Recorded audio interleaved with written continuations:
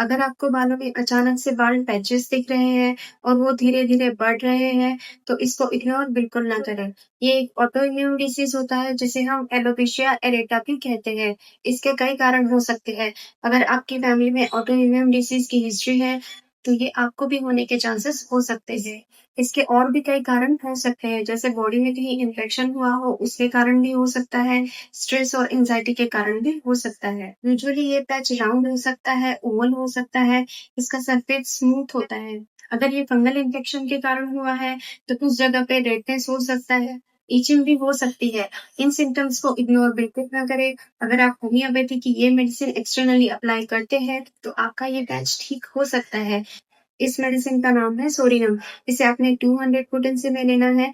इसको आपने externally apply करना है, मतलब जहाँ पर आपको वो पैच दिख रहा है, वहाँ पर इसकी कुछ बूँदें डालनी है और ऊपर से हो सके तो थोड़ा-सा नारियल तेल की 2-4 बूँदें डाल दें। इस मेडिसिन को अपने दिन में 2 से 3 बार यूज़ करना है, इससे ज़्यादा बार भी आप यूज़ कर सकते हैं। अगर इस मेडिसिन को आप लगातार उस पैच पे लगाते हैं, तो आपको उसमें न्यू हेयर ग्रोथ दिख सकती है। पर ध्यान रहे, इस प्रॉब्लम को अगर आपको पूरी तरह ठीक करना है तो आपको प्रॉपर मेडिकेशन की ज़रूरत होती है। अगर आप इंटरनली भी होम्योपैथिक मेडिसिन्स यूज़ करते हैं तो आपकी ये प्रॉब्लम हमेशा के लिए ठीक हो सकती है।